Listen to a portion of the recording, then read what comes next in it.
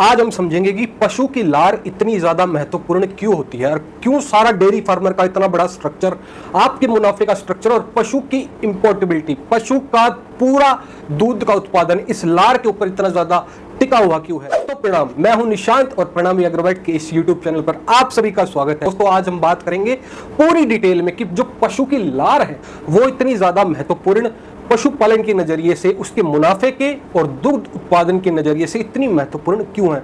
दोस्तों एक एक पॉइंट बड़ी ही संयम के साथ आपको समझना है कि भाई ये कम बनेगी तो क्या नुकसान है और मेंटेन लेवल पर बनती रही तो क्या फायदे हैं और इसको हम पशु के मुंह में लगातार किस तरीके से मेंटेन करके रखें ताकि उसका दूध का उत्पादन बढ़ता रहे।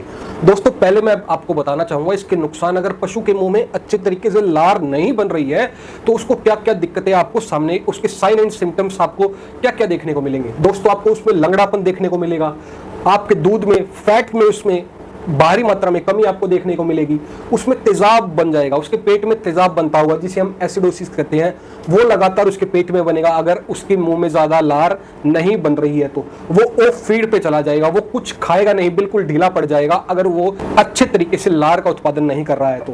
और उसका जो दूध का उत्पादन है वो तो प्रभावित होगा ही होगा। दोस्तों मैं आपको बताना चाहूंगा एक पशु एक दिन में 50 से 150 लीटर तक लार का उत्पादन करता है। तो दोस्तों मैं आपको बताना चाहूंगा ये ज्यादा से ज्यादा लार जिन चीजों से बनती है वो है हमारे रफेज, हमारा हरा चारा और सूखा चारा। अगर हमें उसमें डालने में कोताही आपने किसी भी एंगल से कर दी तो पशु का जो लार का उत्पादन है वो घटता चला जाएगा। तो आपको उसका हरा चारा और सूखा चारा उसको अच्छे तरीके से मेंटेन करके उसको देना है।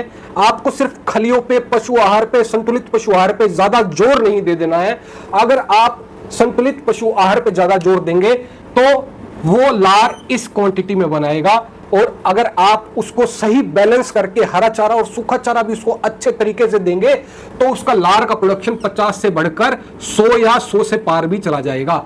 ये एक अच्छे लार का उत्पादन माना जाता है। अगर कोई पशु 100 से 100 प्लस से ज्यादा लार का उत्पादन अपने मुंह में कर देता है तो उसका जो पेट का जो पाचन तंत्र है उसका अगर वो अच्छे तरीके से मेंटेन हो जाता है, उसकी लार में अच्छे तरीके से बफर एडिटिव्स पाए जाते हैं जो आप भी संतुलित पशु आहार, खलिया, चोकर, चना जो भी उसको देंगे उसको पचाने का काम करती है। अगर वो पचेगा ही नहीं उसके पेट में तो उसके गोबर में से अनपचा बाहर आ जाएगा, भूसा, हरा चारा उसके गोबर से बाहर आने लग जाएगा, पतला गोबर करने लग जाएगा, दुर्गंध वाला गोबर आपको देने लग जाएगा, जिससे आपको पता लग जाएगा कि उस पशु के मुंह में लार कम बन रही है।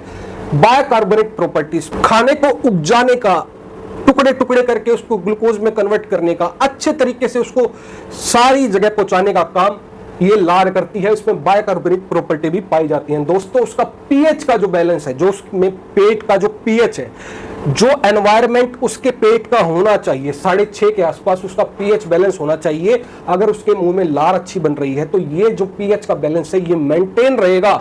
आपका पीएच का बैलेंस मेंटेन कब रहता है? जब उसके पेट में तेजाब नहीं बनता। अगर तेजाब बन गया, एसिडोसिस की समस्या आ गई तो ये पीएच का जो बैलेंस है वो घटकर 5.5 चला जाएगा। दोस्तों उसके बाद मैं बताना चाहूंगा मेंटेन र्यूमन एनवायरमेंट, जो उसका पाचन का तंत्र है सिर्फ और सिर्फ लार के ऊपर डिपेंड करता है। अगर उसकी लार अच्छी नहीं बनी उसका पाचन तंत्र बिगड़ जाएगा और पाचन तंत्र बिगड़ गया तो उसमें लंगड़ापन, फैट में कमी, एसिडोसिस, तेजाब ज्यादा बनना, दूध उत्पादन में कमी, ये 4-5 ऐसी चीज है जो उसके शरीर में होंगी ही होंगी।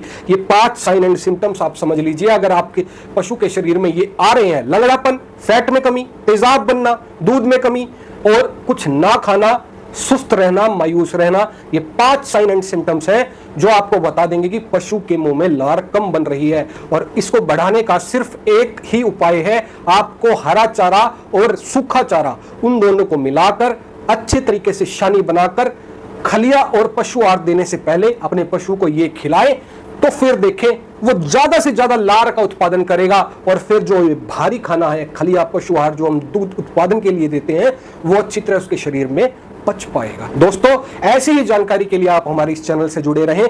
इससे अच्छी से अच्छी जानकारी, साइंटिफिक जानकारी जो आपके पशुपालन में आपको मदद करे, ऐसी जानकारी हम आपके लिए आगे भी लाते रहेंगे। दोस्तों अगर आपको ये वीडियो अच्छा लगा हो तो इसको शेयर करें, लाइक करें, चैनल को सब्सक्राइब करना ना भूलें और बेल आइकन को प्रेस करें ताकि आपको आने वाली वीडियो की नोटिफिकेशंस मिलते रहे।